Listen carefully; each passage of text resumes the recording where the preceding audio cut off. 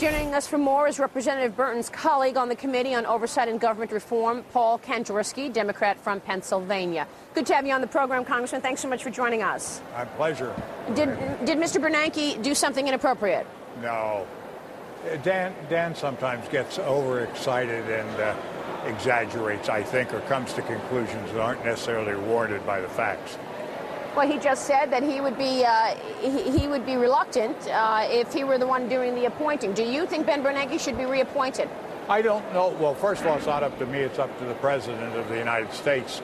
But I've been working very closely with the chairman over a number of years now, particularly through the disaster of last year. And I can tell you, I don't know of anyone that worked harder or more diligently than Mr. Bernanke. Now, is there someone that could do a better job? I don't know. But from my experience in comparing to Mr. Greenspan, he certainly fills the shoes that are necessary at the Federal Reserve, and I would have no hesitancy in seeing him reappointed. Well, your Republican colleagues have really turned on Bernanke over the last 48 hours, obviously, an appointee of George W. Bush. Are you surprised by that? Well, no. You know, I guess everyone up here likes to catch attention, and if you don't say something exciting or significantly different, you don't get that attention. I think we should pay closer attention to the long-term ramifications of comprehensive regulatory reform, try and get the truth of what the problem was back in September of '08 and what we did about it, what Mr. Bernanke did about it, what we're doing now, and what the future will be done, instead of trying to play catch-up or gotcha.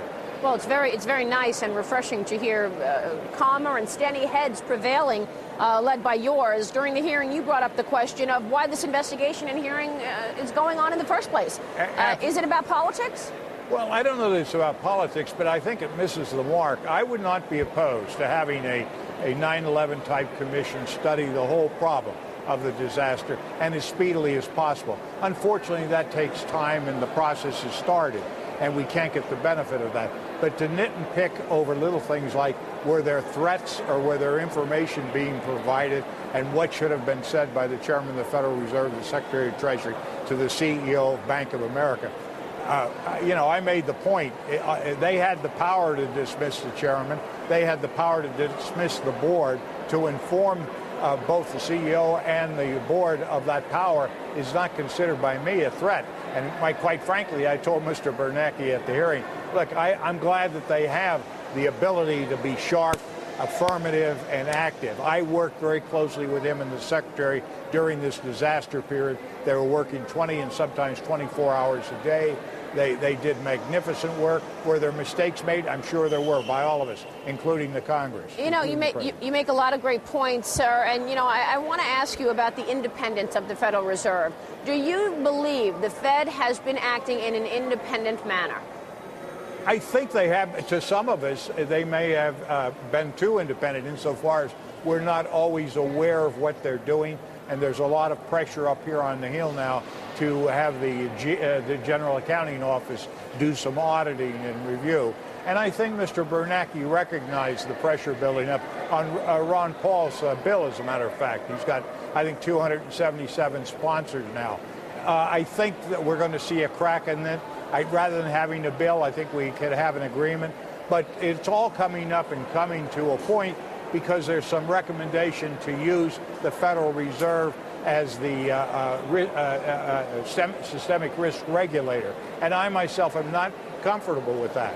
I would like to see the Federal Reserve perform the functions they're performing now, carry out some more functions that they have the responsibility to carry out that they haven't carried out. You know what I wonder is, you know, there's all this talk about, you know, Larry Summers wanting the job as chairman of the Federal Reserve. Do you worry that having someone from the White House take over the Fed would undermine that independence?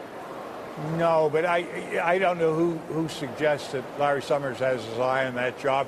He could have any job he probably wants. He's in the middle of this thing in terms of being the economic advisor, chief economic advisor to the president. He does a good job. He works very closely with the Secretary of Treasury. I think we should all take a deep breath, back off a little. Is it appropriate, sir, to look at others in the Fed, not just Ben Bernanke? I mean, it seems that he's the the one front and center, but there were others involved, sort of around this very fragile moment in time, that weekend that really changed business, September 15th. You mean to hold them more responsible? Absolutely. Yeah. Look, there's a lot of people that can be held responsible for what happened. If everybody had done their job to a perfect degree, the disaster would not have happened. We now know they didn't. Now the question is, let's all get together and put regulations and personnel in place and have these people implement the new regulations so that hopefully this will not happen again. But there's no guarantee of that. I can tell you we can pass the best laws in the world. If we don't put the best people that implement those laws and regulations in the best way in the world, it's not going to happen. And I examine the examiners, the investigators that do these things, and to a large extent, they're very disappointing.